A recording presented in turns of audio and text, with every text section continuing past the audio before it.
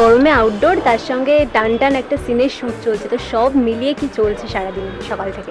রাঙামতি আমরা খুঁজছে, আমি নিখোঁজ হয়ে গেছি কিনা বোঝা যাচ্ছে না। আপাতত খোঁজাখুঁজির পালার মধ্যেই আছি। আমরা রাঙামতির বাড়িতে এসেছি, গ্রামের বাড়িতে। বিয়ের পর এটা প্রথম এলাম, জামাই ষষ্ঠী উপলক্ষে আসা হয়েছে, প্লাস রাঙামতির নিজস্ব কিছু কাজ আছে যেটা আমরা প্রমোতে অলরেডি দেখিয়ে দিয়েছি। তাছাড়াও আমাদের এই 4, 5, 6, 7 এটা আমাদের মহা পর্বের সপ্তাহ। আপনারা প্লিজ দেখতে ভুলবেন না রাঙামতি তীরন্দাজ। আমরা সব রকম টুইস্ট অ্যান্ড টার্ন দিয়ে গল্পটাকে নতুন করে পরিবেশন করে জমানোর চেষ্টা করছি।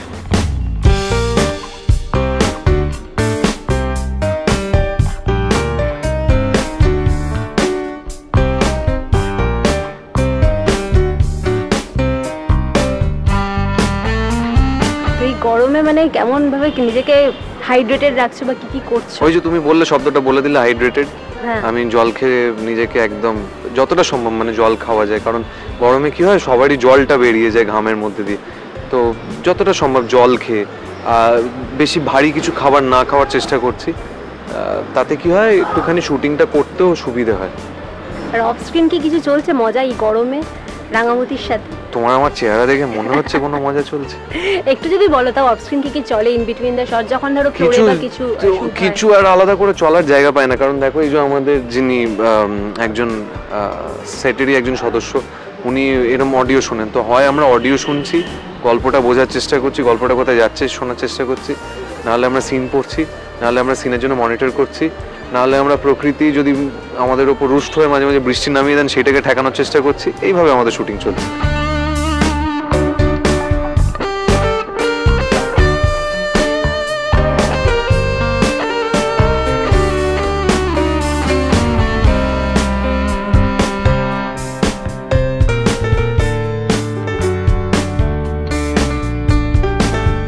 যখন আমরা এসেছিলাম কথা বলেছিলাম তখন দেখেছিলাম খুব তুমি লেট পুলিং করো রাঙামতি, তো সেটা কি চলছে, সেটা কতটা চলছে? সেটা তখন ওটা ইন্টারভিউ করতে বসলে অনেকটা সুযোগ হয়, কারণ তোমাদের জন্য, তোমাদের দরুন, তোমাদের এই ইন্টারভিউগুলোর মাধ্যম দিয়ে আমাদের একটু আড্ডাও হয়ে যায়। তাছাড়া তো খুব একটা সময় হয় না, দেখতেই পাচ্ছ ও এখন শর্ট দিচ্ছে, আমি এখানে দাঁড়িয়ে আছি। তো মানে খুব একটা যে একসঙ্গে কথা বলার বা সময় থাকে এটা হয় না। আর থাকলে আমরা এতটা ক্লান্ত হয়ে পড়ি, তখন আর কিছু নিয়ে কথা হয় না। একটু ভিন্ন ধারার গল্প, কিন্তু দর্শকের ভালো লাগছে, ধীরে ধীরে দর্শক অ্যাপ্রিশিয়েট করছে, সেটা নিয়ে কি বলবো? আমি এটা সবসময় বিশ্বাস করি, জানো তো, যে কোনো গল্পই আস্তে আস্তে যদি মোমেন্টাম গ্যাদার করে, মোমেন্টামটা আস্তে আস্তে গ্যাদার করলে না জিনিসটা ভালো, এটা গুড নিউজ। কারণ এই মুহূর্তে দাঁড়িয়ে একটা প্রজেক্ট লম্বা চলাটা একটা কিন্তু চ্যালেঞ্জ। হ্যাঁ, আস্তে আস্তে দর্শকের মন জয় করাটা চ্যালেঞ্জ। একবারে শুরুতে ভালো হলো, হ্যাঁ, শুরুতে জমিয়ে ফেললো, শুরুতে টিআরপিটা পেয়ে গেলো, তারপর আস্তে আস্তে ফেড আউট করে গেল। ফেড আউট করাটা আমার পছন্দ নয়।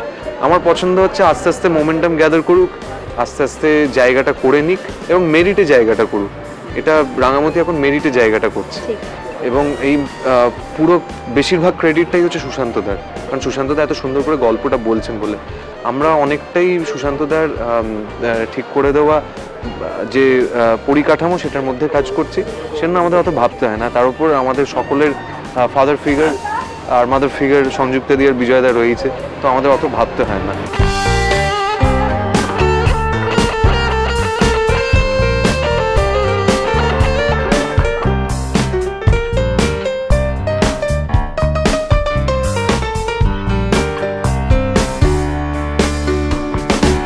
পরন্ত বিকেল আর এই হাওয়া ব্যাপারটা, জাস্ট আমি ইন্টারভিউগুলো দেওয়া স্টার্ট করলাম আর তখনই শুরু হলো, কিন্তু তার আগে অবধি একদম ঠাঠা রোদ্দুর ছিল। আর আমাদের সকাল থেকে চলছে আউটডোর শুটিং, ডে লাইটে অনেকগুলো সিনস রয়েছে, অ্যান্ড বিগত 3 দিন ধরে আমাদের ডে লাইটে আউটডোর শুটিং হচ্ছে। তো ভীষণ টায়ারিং, বিকজ সূর্যি মামা লিটারেলি সব এনার্জি শুষে নিচ্ছে, একেবারে নিংড়ে নিচ্ছে। স্টিল আমরা চেষ্টা করে যাচ্ছি প্রতিনিয়ত যে একটা ভালো কাজ তোমাদের সামনে প্রেজেন্ট করবার। ও সরি, আমি না এরকমই খুব খুটখুটি, সরি। আচ্ছা হ্যাঁ, ভীষণ টায়ারিং, সূর্যি মামা আমাদের সব এনার্জি একদম নিংড়ে নিচ্ছে। স্টিল আমরা চেষ্টা করছি প্রতিনিয়ত যে তোমাদের সামনে যাতে একটা ভালো কাজ প্রেজেন্ট করতে পারি।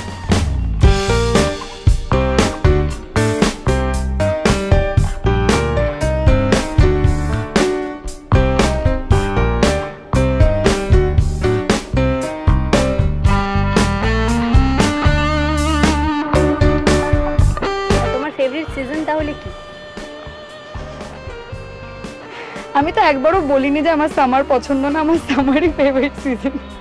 মানে একটু বেশি এনার্জেটিক থাকো, একটু বেশি। হ্যাঁ, এটা অ্যাকচুয়ালি একমাত্র রিজন, বিকজ শীতকালে না আমি নড়তে চড়তে আমার 18 মাসে বছর হয়, প্রচণ্ড ল্যাদ লাগে আমার, আমি এমনিই ল্যাদ করি। বাট গরমকালে কী হয়, আমি নিজের বডিটা তুলে আর কি গিয়ে কাজকর্ম করতে পারি। বাট শীতকালে আমি নিজেকে কনভিন্সই করতে পারি না যে সকালে উঠতে হবে, আমাকে আবার কাজ করতে হবে, নিজেকে মুভ করতে হবে। এই জিনিসটা আমার রেকর্ড আছে, আমি 1.5 ঘন্টা এক জায়গায় এইভাবে বসে ঘুমিয়েছি শীতকালে, তবু উঠিনি। ওখান থেকে উঠেছি যখন, তখন আর ঘাট তুলতে পারছি না। আই হেট শীতকাল, সরি। তো এখন তো দিনের বেশিরভাগ সময় রাঙামাটি হয়েই তোমার কেটে যায়, তো যখন মনীষা হয়ে বাড়ি ফেরো তখন কিভাবে সময়টা কাটে? সেরকম কিছু না, বাড়ি যাই পরের দিনের জন্য। আমি চেষ্টা করি একটু হেলদি খাওয়ার, মানে বাইরের খাবার কম খাওয়ার, বিকজ যখন রাঙামাটি শুরু হয় এত হেকটিক ছিল সব কিছু, এখনও হেকটিক আছে, বাট তখন আমি না একদম টাইম ম্যানেজমেন্ট করতে পারতাম না, আর ভীষণ ঘেঁটে গেছিলাম। তো আমি প্রচুর বাইরে খাবার খেয়েছি তখন, তো শরীরও ভেঙে যাচ্ছিলো। সেজন্য আমি এখন মানে প্রত্যেকদিন চেষ্টা করি যে বাড়ির তৈরি খাবার মিনিমাল হলেও বাড়ির তৈরি খাওয়ার। তো আমি যেটা করি সেটা হচ্ছে প্যাক আপের পর বাড়ি গিয়ে আমি পরের দিনের জন্য ব্রেকফাস্ট আর লাঞ্চটা রেডি করি, দেন সেগুলো সব প্যাক করে ঠান্ডা করে ফ্রিজে ঢুকিয়ে তারপরে আমি ফ্রেশ হই, একটু স্কিন কেয়ার করি, তারপরে ফোন ঘাঁটতে ঘাঁটতে ঘুমিয়ে পড়ি। আর বেশি সময় পাওয়াও যায় না এর বেশি। মোটামুটি স্কিন কেয়ার আর ডায়েটটাই। হ্যাঁ, ওটাই এখন মেন, ওটা ছাড়া কিছু মেন নেই এখন।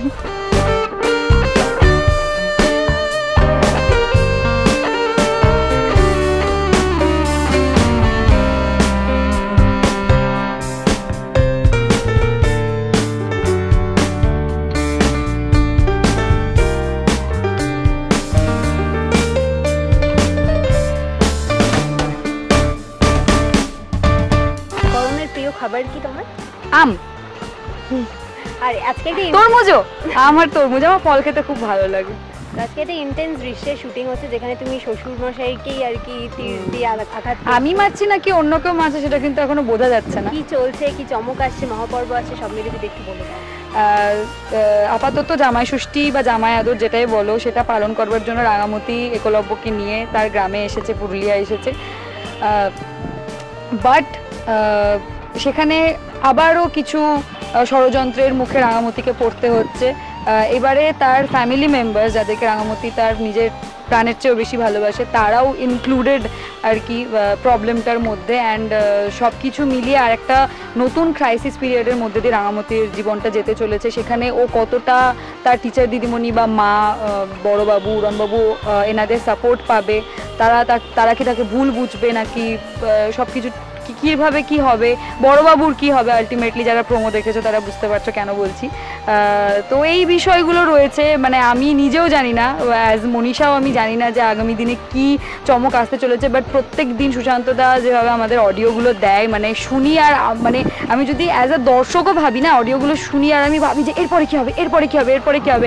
আই বিলিভ যে তোমাদেরও সেম ফিলিংস হয় যখন তোমরা এপিসোডগুলো দেখো। So keep watching. Okay, so আগামী 7ই জুন আমাদের 1 ঘন্টার মহা এপিসোড আসতে চলেছে, একদম মিস করা যাবে না। ভীষণ টান এপিসোডস আমাদের এই মুহূর্তে চলছে, তো প্লিজ চোখ রাখো স্টার জলসার পর্দায় প্রত্যেকদিন সন্ধ্যে 7:30।